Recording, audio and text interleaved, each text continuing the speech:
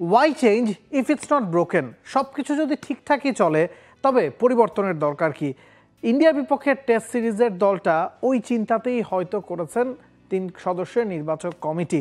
কারণ খুব বেশি পরিবর্তন বাংলাদেশ দলে আসেনি, মাত্র একটা বদল এসেছে। শরীফুল ইসলামকে বাদ দেওয়া হয়েছে না বলে বিশ্রাম দেওয়া হয়েছে বলা ভালো, তার জায়গায় ঢুকেছেন জাকের আলী অনিক। এছাড়া যেই 15 জন পাকিস্তানের বিপক্ষে টেস্ট সিরিজের স্কোয়াডে ছিলেন, বাকি 15 জনই কিন্তু ঠিকঠাক আছেন, তারাই ইন্ডিয়ার বিপক্ষে খেলতে যাচ্ছেন। হ্যাঁ, অ্যাসাইনমেন্টটা কঠিন, পাকিস্তানের চেয়ে নিশ্চিতভাবেই ইন্ডিয়া শক্ত প্রতিপক্ষ, পয়েন্ট টেবিল বা র্যাঙ্কিং সে কথাটাই বলছে। তবে যেহেতু বাংলাদেশ একটা উইনিং মোমেন্টামে আছে, সেই উইনিং মোমেন্টাম খুব একটা ভাঙার প্রয়োজন পড়েনি, সে কারণেই দলে পরিবর্তন নাই, দলে কোনো চমক নাই।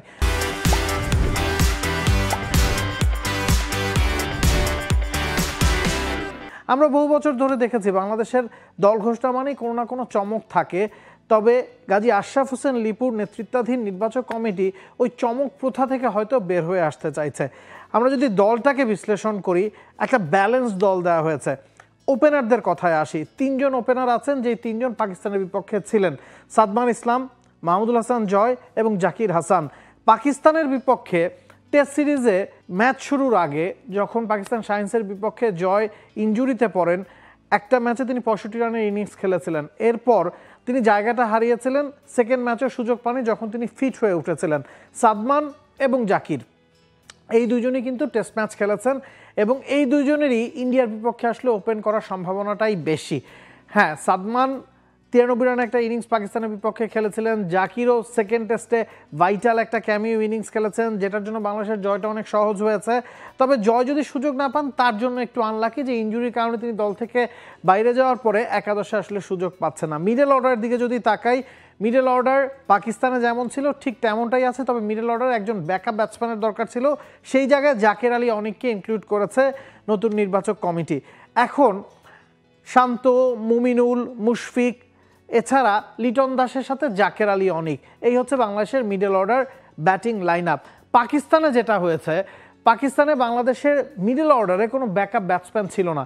সেকেন্ড টেস্টে আমরা দেখেছি মুশফিকুর রহিম একটা ইনজুরিতে পড়েছিলেন, যদি কনকাশন সাবেরও দরকার হয় একজন ব্যাকআপ ব্যাটসম্যানের কিন্তু প্রয়োজন পড়ে। পাকিস্তানের সাথে ইন্ডিয়ার কন্ডিশনের যে পার্থক্য, সেটা মাথায় রেখে জাকের আলী অনেককে ইনক্লুড করা হয়েছে। অলরাউন্ডার বাংলাদেশের সবচেয়ে বড় শক্তির জায়গা, সাকিব আল হাসান আছেন, মেহেদী হাসান মিরাজ আছেন, দুজনই স্পিনিং ডিপার্টমেন্টের নেতৃত্ব দিয়েছেন পাকিস্তানের বিপক্ষে, দুজনই সফল হয়েছেন। এবং ইন্ডিয়াতে যেহেতু একজন এক্সট্রা স্পিনার একাদশে ঢুকে যেতে পারে, সে কারণেই তাইজুল নাইমকেও কিন্তু রাখা হয়েছে। 4 জন স্পিনার পাকিস্তানেও ছিলেন, 4 জন স্পিনার ইন্ডিয়ার বিপক্ষেও আছেন, তবে একাদশে হয়তো এই জায়গাটাতেই বদল আসতে যাচ্ছে। পেসারদের কথা যদি বলি, পাকিস্তানের বিপক্ষে বাংলাদেশ 5 জন পেসার নিয়ে গিয়েছিল। তাসকিন প্রথম ম্যাচটাতে খেলার জন্য ফিট ছিলেন না, সে কারণে 5 জন পেসারকে বাংলাদেশ দল নিয়ে গিয়েছিল। তবে ইন্ডিয়ার বিপক্ষে বাংলাদেশ দল 4 জন পেসারকে ক্যারি করছে। শরীফুল ইসলামকে রাখা হয়নি, তাকে বাদ দেওয়া হয়নি, বিশ্রাম দেওয়া হয়েছে, কারণ ফার্স্ট টেস্টটা খেলার পরে তিনি একটা গ্রোয়েনের ইনজুরিতে পড়েছিলেন এবং সেখান থেকে এখনও পুরোপুরি তিনি ফিট হননি। তার চেয়েও বড় কথা, যেহেতু টি-20 3টা ম্যাচ বাংলাদেশ খেলবে ইন্ডিয়ার বিপক্ষে এবং শরীফুল 3 ফরম্যাটেই বাংলাদেশের হয়ে খেলে থাকেন, তার উপর একটু চাপ কমানোর বিষয় ছিল। ওই রিস্কটা বাংলাদেশের টিম সিলেকশন কমিটি কিন্তু নেয়নি, সে কারণে আসলে শরীফুলকে একাদশে না স্কোয়াডেও রাখা হয়নি। এখন কথা হচ্ছে তাসকিন, নাহিদ রানা, হাসান মাহমুদ পাকিস্তানের বিপক্ষে সেকেন্ড টেস্টে এই 3 জনই খেলেছেন, ব্যাকআপ আছেন খালেদ। একাদশের দিকে যদি আমরা তাকাই, যে 16 জনকে বাংলাদেশ রেখেছে, পুরোপুরি ব্যালেন্স টিম। হান্নান সরকার তিনি বলেছেন যখন প্রেস কনফারেন্স হয়েছে যে আপনি যদি প্রপার ব্যাটসম্যান চিন্তা করেন, 8 জন ব্যাটসম্যান আছে, সাকিব, মিরাজ সহ 10 জন ব্যাটসম্যান আছে, অলরাউন্ডারকে যদি আপনি ইনক্লুড করেন, 4 জন স্পিনার এই দলটাতে আছে, 4 জন পেসার আছে। হ্যাঁ, আমরা ইন্ডিয়া বলতে স্পিনিং কন্ডিশন বুঝি, তবে ইন্ডিয়া যদি কোনো পেস ট্র্যাকও বানায়, সেটার ট্যাকেল করার মতো দল কিন্তু এই স্কোয়াডটাতে আছে, সেটা ট্যাকেল করার মতো শক্তিমত্ত এই স্কোয়াডটার আছে।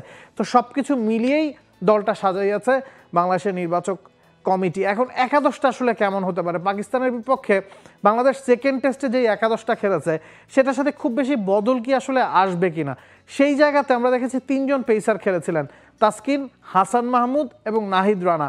ওই জায়গাটাতে একটা বদল আসার সম্ভাবনা আছে। ইন্ডিয়ার বিপক্ষে আপনি চেন্নাইতে যেই উইকেটে আসলে ইন্ডিয়াতে ভাবা হয় যে সবচেয়ে বেশি স্পিন নির্ভর উইকেট হয়, সেখানে নিশ্চিতভাবে হয়তো আপনি 3 জন পেসার একাদশে রাখবেন না। ইন্ডিয়া হয়তো সেই কাজটা করবে না। ইন্ডিয়ার হয়তো জাসপ্রীত বুমরা এবং মোহাম্মদ সিরাজ খেলবেন, তারাও কিন্তু 4 জন পেসার রেখেছে। তো একাদশের দিকে যদি তাকাই, ওই জায়গায় একটা বদল আসতে পারে। একেবারে শুরু থেকে যদি শুরু করি, সাদমান, জাকির দুজনই পাকিস্তানের বিপক্ষে পারফর্ম করেছেন, নিজেদের রোলটা ঠিকঠাক মতো করে এসেছেন, সে কারণে এই দুজনেই হয়তো স্টিক থাকবে টিম বাংলাদেশ। ওই কম্বিনেশনটা হয়তো ভাঙতে চাইবে না।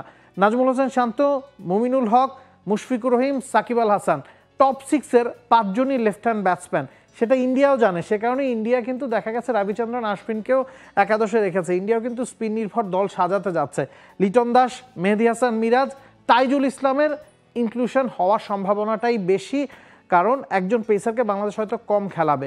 সেক্ষেত্রে তাসকিন, হাসান মাহমুদ, নাহিদ রানার থেকে যে কোনো 2 জন সুযোগ পাবেন।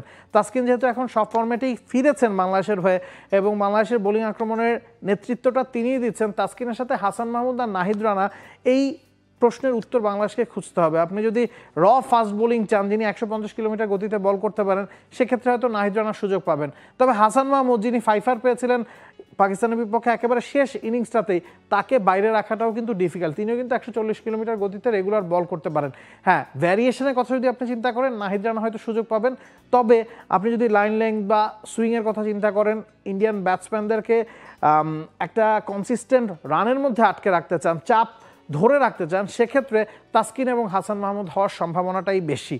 তো এই ধরনের একাদশ নিয়েই বাংলাদেশ চেন্নাইয়ে ইন্ডিয়ার বিপক্ষে প্রথম টেস্টটা খেলতে নামছে, যেই জায়গায় তাইজুল ইনক্লুড হয়ে যাবেন হয়তো একাদশে, এবং একজন পেসার বাংলাদেশ কম খেলাবে পাকিস্তানের বিপক্ষে সেকেন্ড টেস্টে যেই দলটা খেলেছিল সেখান থেকে।